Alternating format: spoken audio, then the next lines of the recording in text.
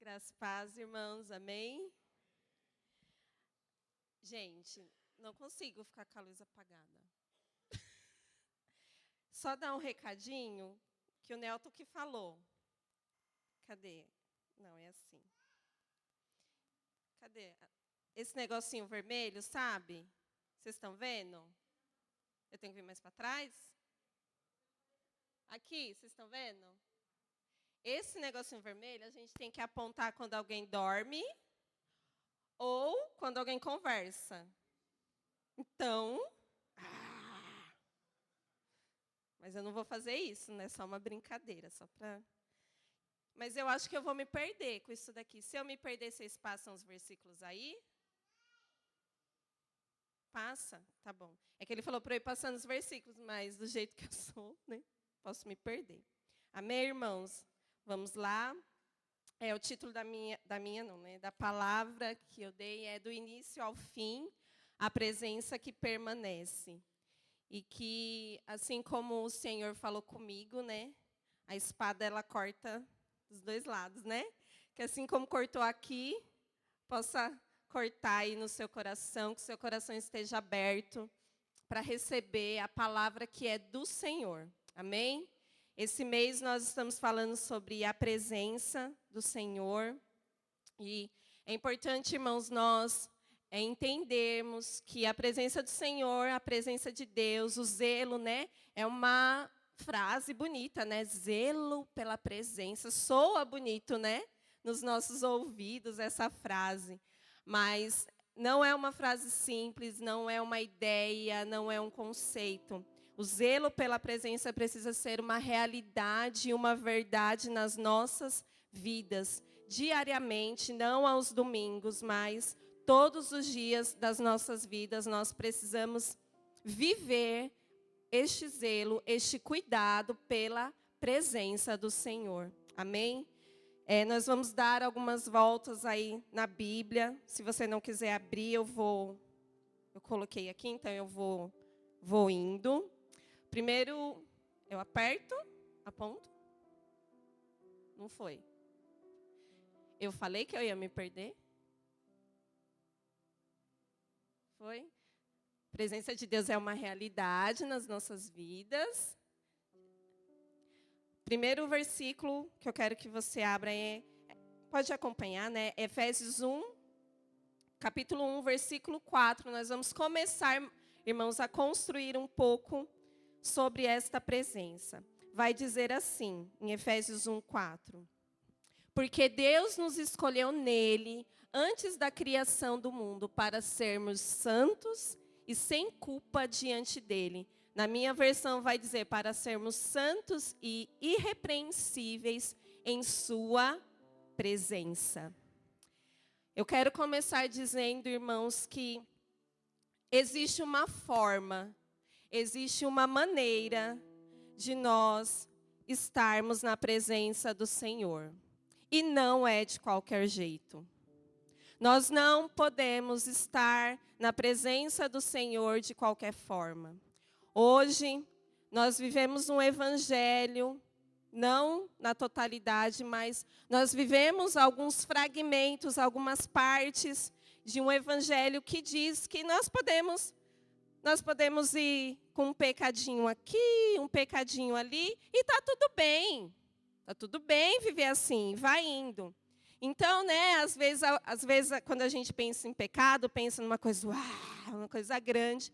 Mas coisinhas pequenas do nosso dia a dia, que não está tudo bem, mas muitas vezes nós normalizamos como está tudo bem. Aí a gente vai passando. Mas qual que é aqui a primeira coisa que nós entendemos? Que para habitarmos na presença do Senhor, que o Senhor Deus nos escolheu para sermos santos e irrepreensíveis em sua presença. Gente, o que é ser uma pessoa irrepreensível, né? Aqui, né? Fala uma pessoa sem culpa, que você não precisa ficar toda hora ali. A minha filha, por exemplo, meus filhos são repreensíveis, eu tenho que ficar toda hora. Não faz isso, faz aquilo, não faz aquilo. Mas o Senhor nos chamou para sermos irrepreensíveis em sua presença. E muitas vezes, irmãos, Vou falar aqui alguns pecados que muitas vezes pode passar desapercebido, ou a gente vai levando na nossa vida, e isso pode se tornar uma prática. E aí nós passamos a ter uma vida na prática do pecado. Então, por exemplo, preguiça. Preguiça é um pecado? É um pecado. Muito se fala sobre preguiça? Não.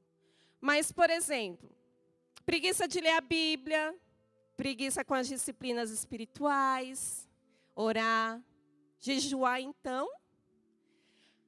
E aí a gente fica, não, mas está tudo bem, Deus conhece, eu estou na correria. Você esquece de escovar seus dentes todo dia de manhã? Por quê? Porque é um hábito. Você acorda, automaticamente você toma café e escova, você escova primeiro, mas já é um hábito, está introduzido dentro de você. É uma disciplina. Eu levanto e eu faço. Ninguém precisa ficar no meu pé dizendo que eu preciso escovar os dentes. Você vai dirigir. Muita gente aqui dirige, né? Hoje tem o carro automático, mas a gente aprende no manual, né? Quando a gente tira a carta, que a gente aprende a dirigir, os primeiros dias, como que a gente fica? Aí bota o pé aqui, faz isso aqui, aí vai soltando devagar e você vai colocando, né, no seu cérebro e vai indo. Até que aquilo se torna um hábito, se torna uma disciplina. Você entra no carro, você nem pensa mais, você só bota primeiro e vai, e aquilo vai acontecendo automaticamente. A mesma coisa, irmãos, são as disciplinas espirituais. A oração, a leitura da Bíblia, o jejum, são coisas que pode ser que você não tenha ainda o hábito de fazer. Mas para que isso se torne um hábito, nós precisamos nos disciplinar para. Porque não tem como nós estarmos e habitarmos na presença de Deus sem aquilo que nos liga a Deus. O que nos liga a Deus? Oração, jejum, palavra. Então, nós precisamos trabalhar isso no nosso interior, deixar a preguiça de lado e entender isso enquanto uma disciplina. Um outro pecado, inveja, fofoca, glutonaria, orgulho, egoísmo, ira, imoralidade. Tudo isso são, sim, pecados. Eu estou falando aqui de um lugar de perfeição, irmãos? Jamais. Nós aqui, lembra da espada que corta aqui? Corta aí. Não estou falando deste lugar. Estou falando de um lugar onde, como crentes em Jesus, que fomos chamados, fomos criados. A palavra de Deus vai dizer que Ele nos escolheu, nós somos criados para habitarmos na presença dEle, de forma santa e irrepreensível. Amém? Uma outra coisa que é importante a gente pensar também é o que faz parte da vida do crente. O irmão Sérgio deu spoiler, né? Como fala no domingo passado. Uma vida de confissão e de arrependimento. E isso não tem a ver com, só quem precisa se arrepender é o crente que está chegando hoje? É quem está aceitando Jesus hoje? Não, crente velho. Independente de quanto tempo de crente nós temos, nós precisamos sim confessar e nos arrepender. Em 1 João vai dizer... não vou.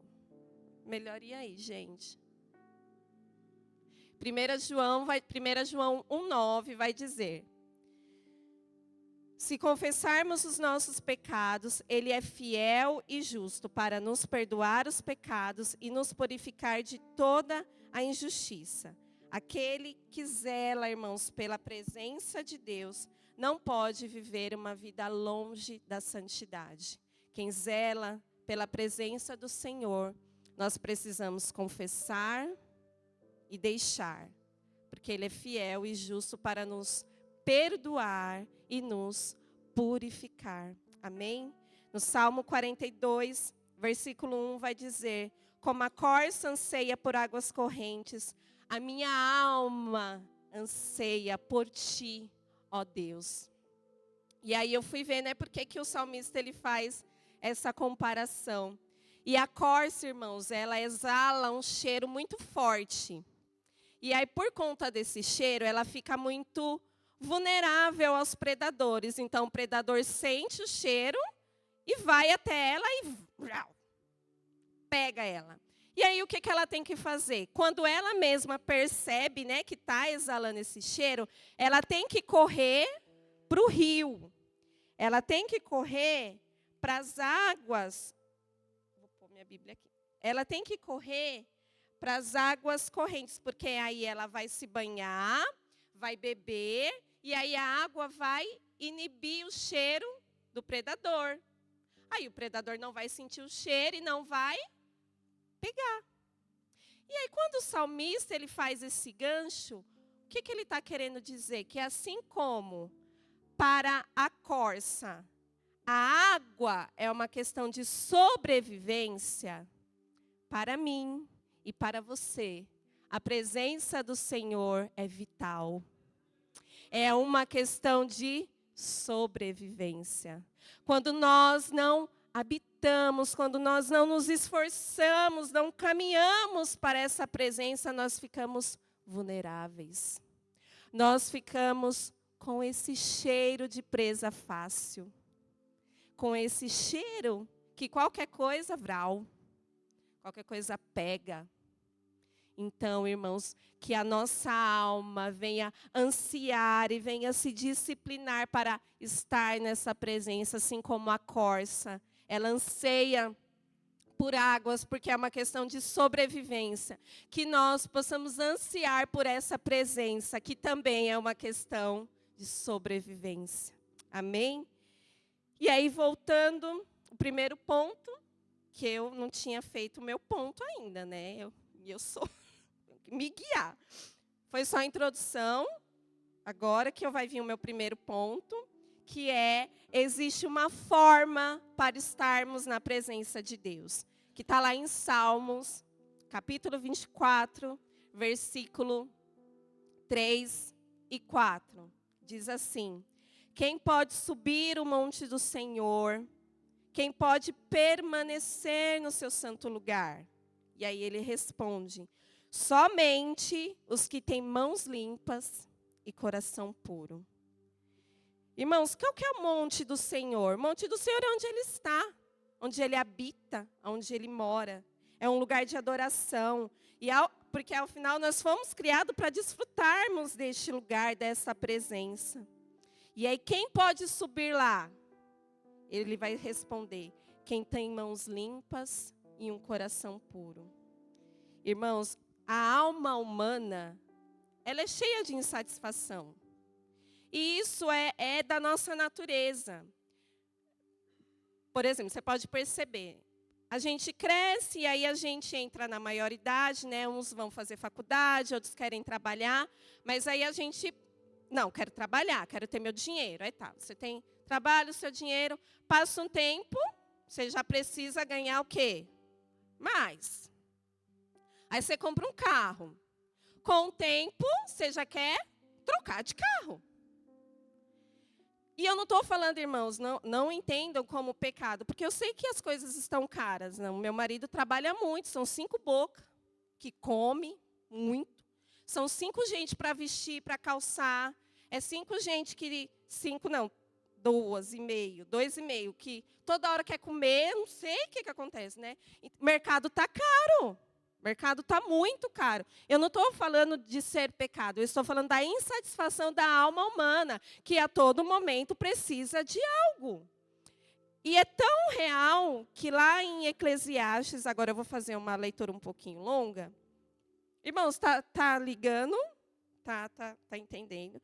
Lá em Eclesiastes, no capítulo 2, no versículo, nós vamos ler do 1 ao 11. Aqui, irmãos, o livro de Eclesiastes, eu até brinco que às vezes parece meio depressivo, né? Porque ele sonha e aí ele está tudo bem, de repente já aquilo já não vale mais de nada. Mas esses versículos eu achei muito interessante, porque o título na minha Bíblia, o autor, né, ele fala que os prazeres não têm sentido. E aí eu quero ler com os irmãos, amém? Começa assim, no versículo 1. Eu disse a mim mesmo, venha, experimente a alegria, descubra as coisas boas da vida. Mas isso também se revelou inútil. Concluí que o rir é loucura e a alegria de nada vale. Decidi entregar-me ao vinho e à extravagância, mantendo, porém, a mente orientada pela sabedoria. Eu queria saber o que vale a pena debaixo do céu, nos poucos dias da vida humana. Lancei-me a grandes projetos, construí casas e plantei vinhas para mim. Fiz jardins e pomares, e neles plantei todo tipo de árvore frutífera. Construí também reservatórios para irrigar os meus bosques verdejantes. Comprei escravos e escravas, e tive escravos que nasceram em minha casa. Além disso, tive também mais bois e ovelhas do que todos que viveram antes de mim em Jerusalém. Ajuntei para mim prata e ouro, tesouros dos reis e de províncias. Servi-me de cantor, tinha dinheiro, né? Porque, olha o tanto de coisa que faz. Servi-me de cantores e cantoras, e também de um harém, as delícias dos homens. Ó, pausa. Misericórdia. Isso é lá naquela época, naquela cultura, você, aqui não, entendeu? Aqui não. Outra coisa, aí é um outro estudo, mas só para deixar bem claro. Tornei-me mais famoso e poderoso do que todos os que vieram em Jerusalém antes de mim, conservando comigo a minha sabedoria. Olha que interessante que ele fala no 10. Não me neguei nada do que os meus olhos desejaram. Não me recusei a dar prazer algum ao meu coração. Na verdade, eu me alegrei em todo o meu trabalho. Essa foi a recompensa de todo o meu esforço. Contudo, quando avaliei tudo que as minhas mãos haviam feito e o trabalho que eu tanto me esforçara para realizar, percebi que foi tudo inútil. Foi como correr atrás do vento. Isso é muito forte, irmãos. Porque uma vida sem a presença pode... Olha o tanto de... A gente não vai conseguir conquistar metade do que esse cara aqui, né? Que Salomão realizou. Nem come. Então, irmãos, sem a presença do Senhor, tudo que nós fazemos é como correr atrás do vento. No final, de nada vale. Percebe a importância da presença do Senhor nas nossas vidas? E aí, voltando aqui, rapidinho para Salmos.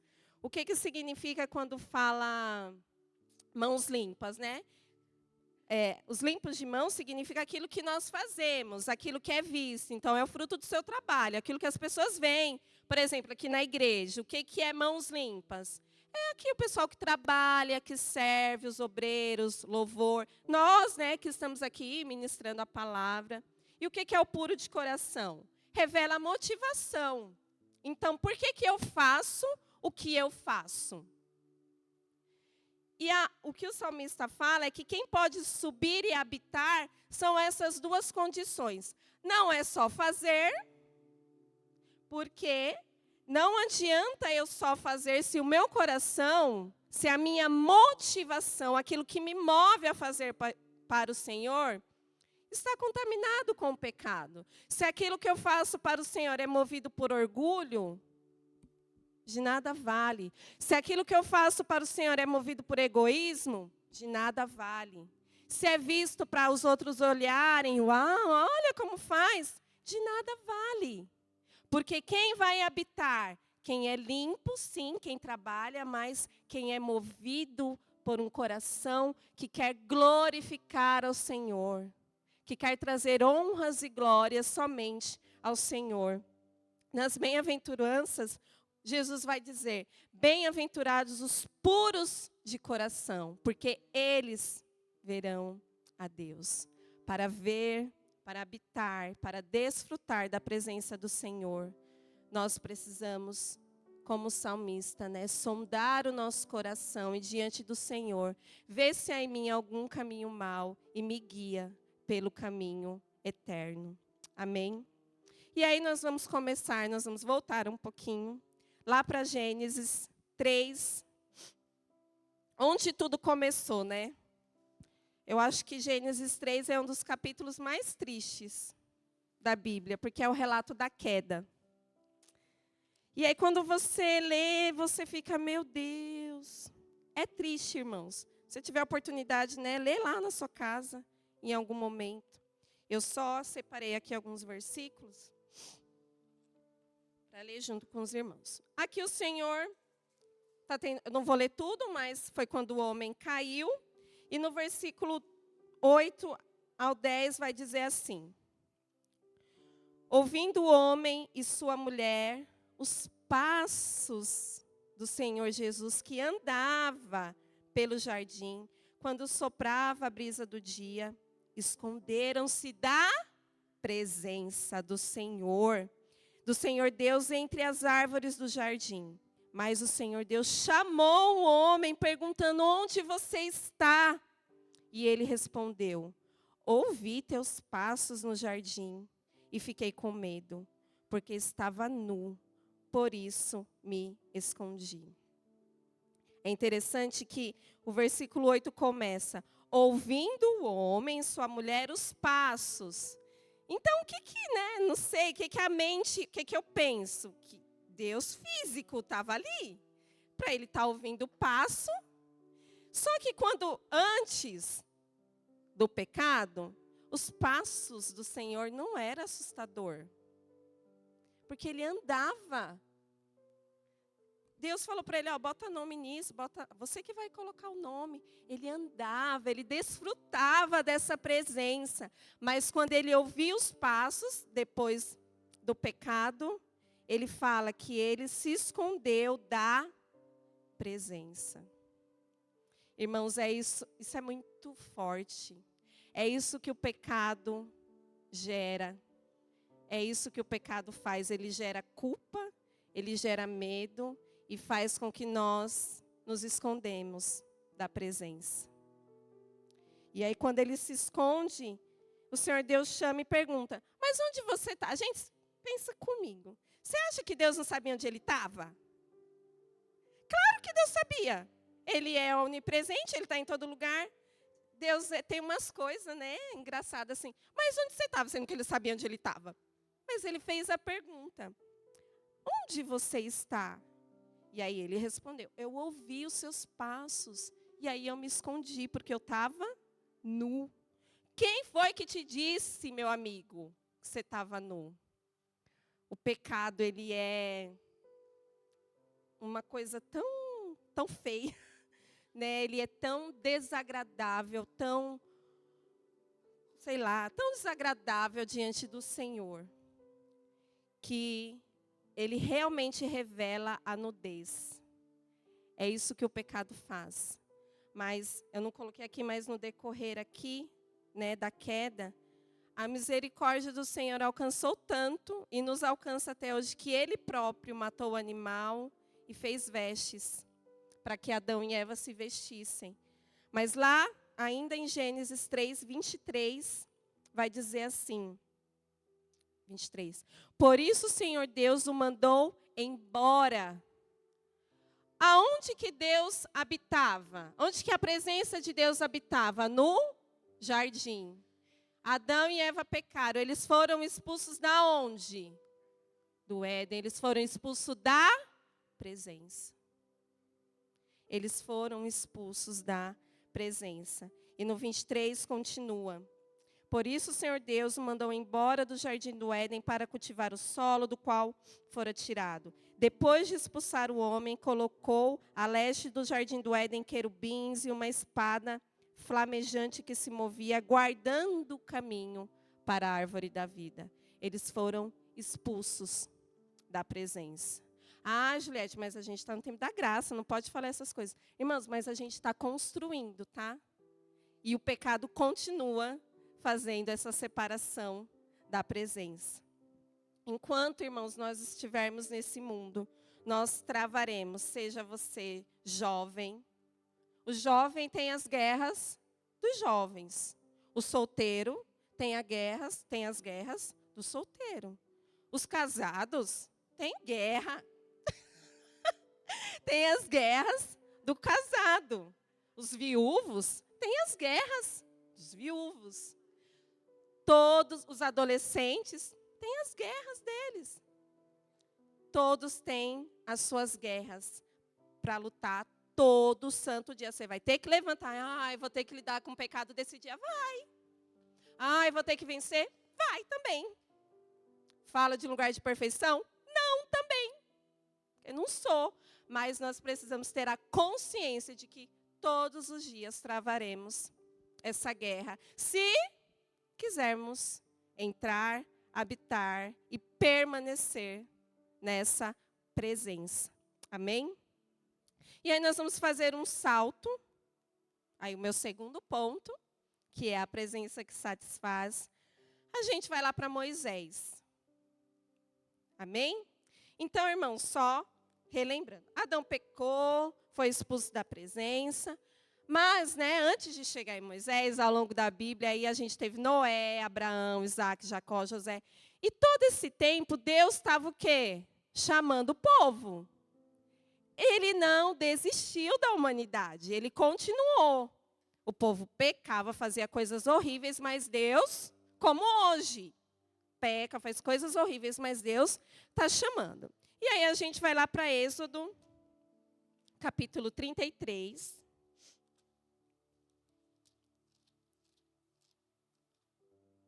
Beber um golinho de água aqui.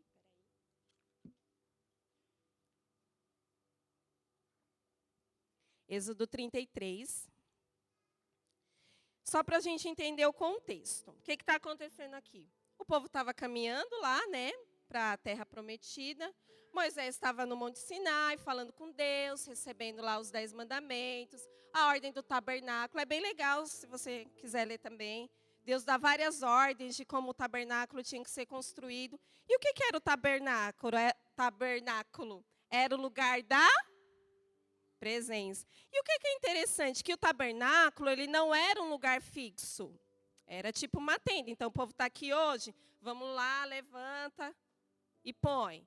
Vamos dormir, descansar, vamos para outro lugar amanhã. Então, naquele outro lugar, ele era construído. Por quê? Porque Deus queria sempre, só pela construção e por não ser um lugar fixo, você percebe, o povo estava caminhando para chegar na terra prometida. Então, o que a gente percebe? Que Deus estava querendo sempre habitar no meio do povo.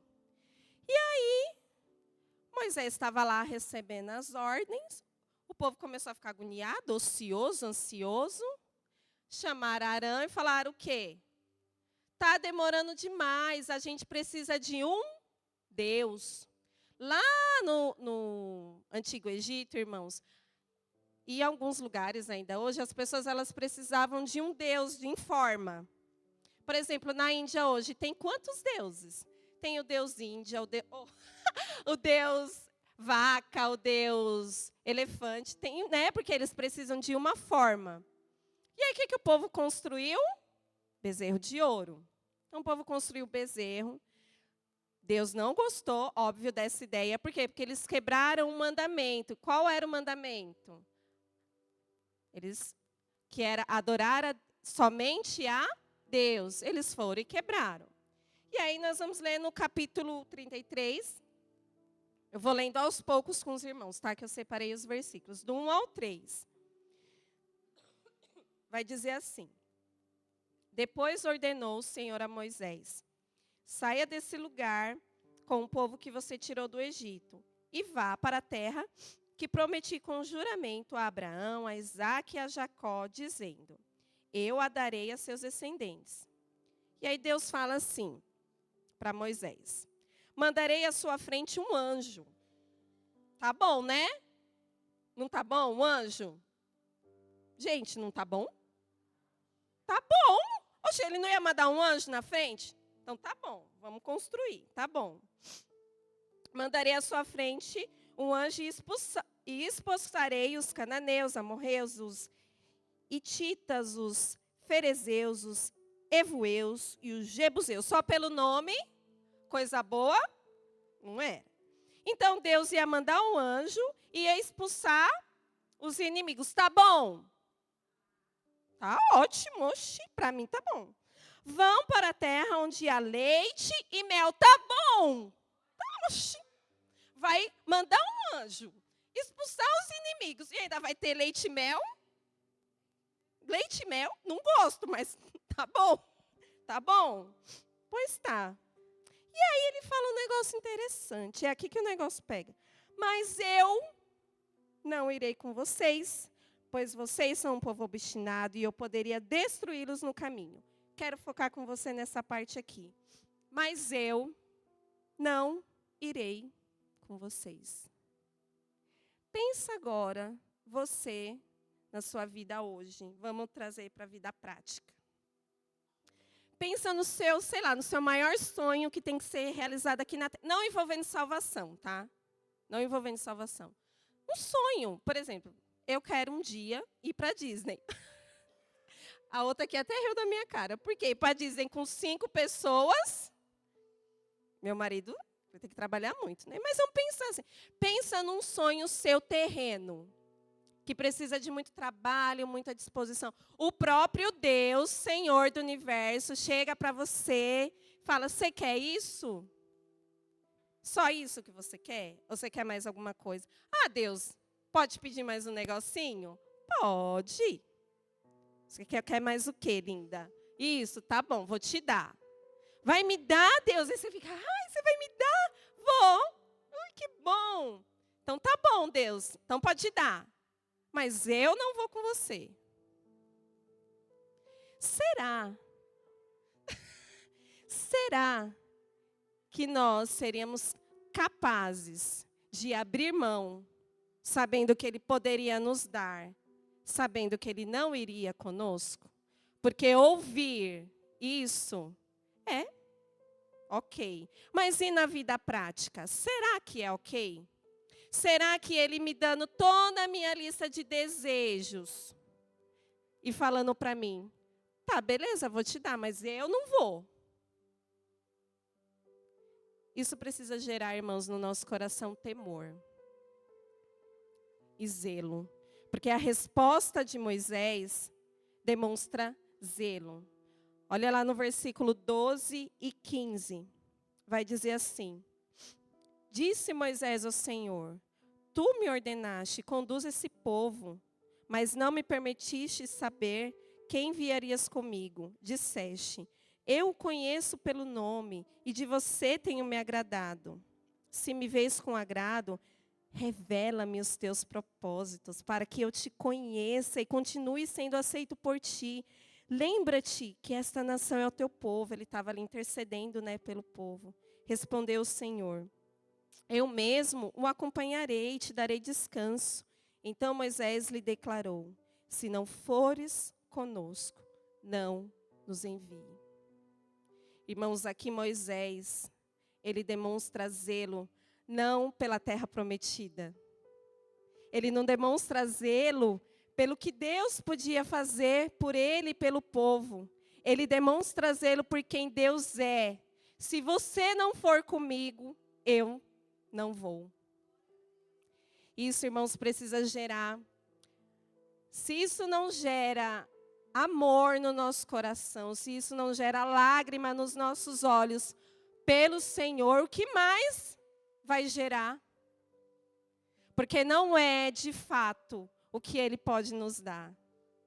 Moisés diz aqui, ele fala, se me vês com agrado, revela-me os teus propósitos para que eu te conheça e continue sendo aceito por ti.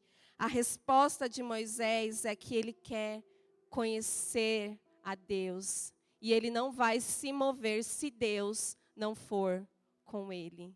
Essa deve ser a nossa resposta. Eu quero conhecer a Cristo. E se Cristo não for comigo, eu não redo o pé.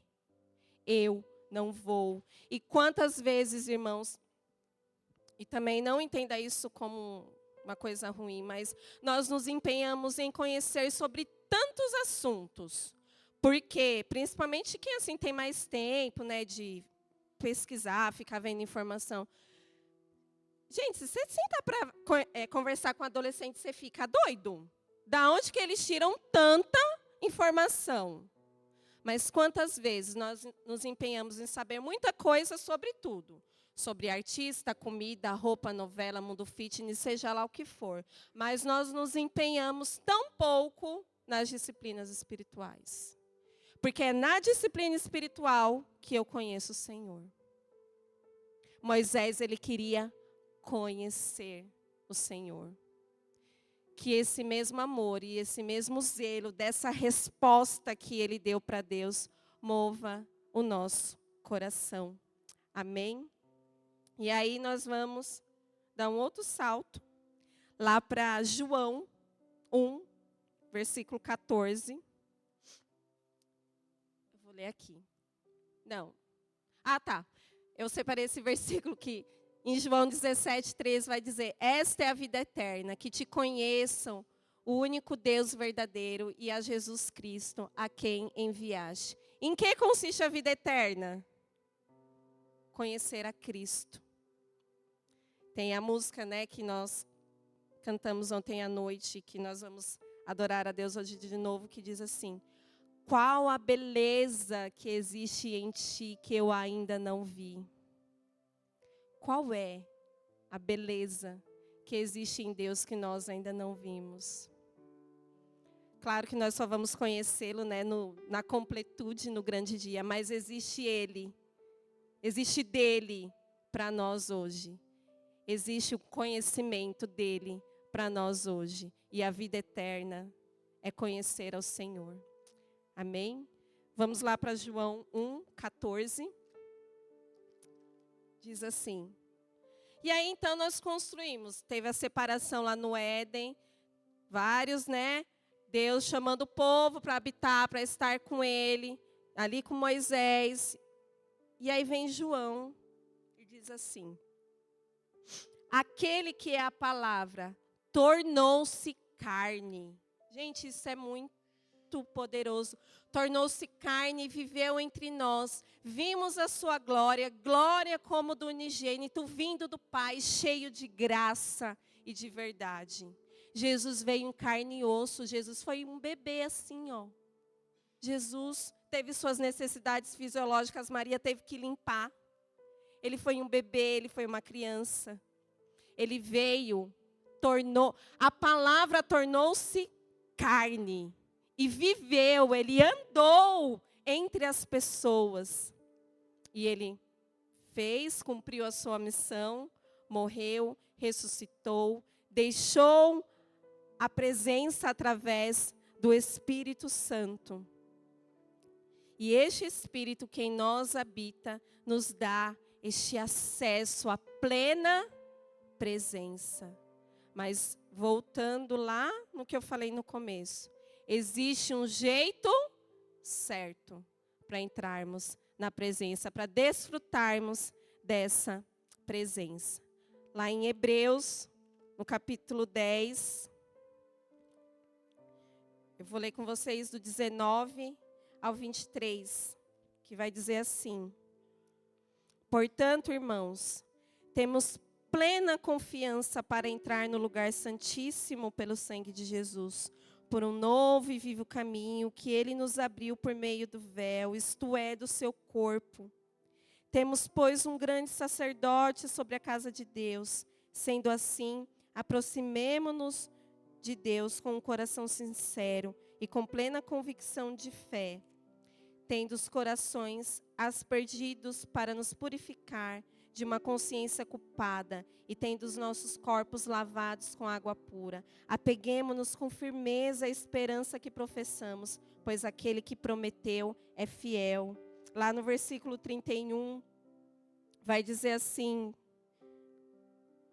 terrível coisa é cair nas mãos do Deus vivo. Lembre-se dos primeiros dias, depois que vocês foram iluminados, quando suportaram muita luta e muito sofrimento. Algumas vezes, vocês foram expostos a insultos e tribulações. Em outras ocasiões, fizeram-se solidários com os que assim foram tratados. Vocês se compadeceram dos que estavam na prisão e aceitaram alegremente o confisco de seus próprios bens, pois sabiam que possuíam bens superiores e permanentes. Por isso, não abram mão da confiança que vocês têm. Ela será ricamente recompensada. Vocês precisam perseverar, de modo que quando tiverem feito a vontade de Deus, recebam o que Ele prometeu, pois em breve, muito em breve, aquele que vem virá e não demorará. Mas o meu justo viverá pela fé, e se retroceder, não me agradarei dele. Nós, porém, não somos dos que retrocedem e são destruídos, mas dos que creem e serão salvos. Existiu uma presença lá no começo, existiu uma presença no meio, existe uma presença hoje e existe uma presença que nos aguarda. E nos aguarda, irmãos, de maneira gloriosa, onde habitaremos eternamente. Mas nós não podemos retroceder na nossa fé. A fé, ela vem pelo ouvir, ouvir a palavra. Nos empenhemos em buscar ao Senhor. Precisamos, o zelo é esse também comprometimento em me mover para estar na presença do Senhor. E aí, aquele tabernáculo lá que se movia, né?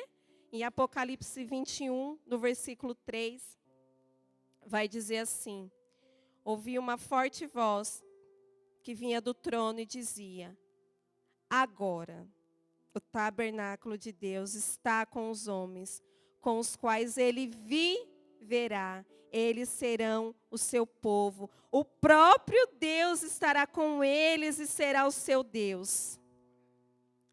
Aquele tabernáculo que precisava ser construído para que ele habitasse, e aí veio, né?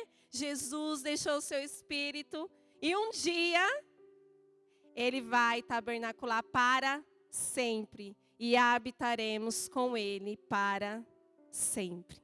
Você pode se colocar de pé?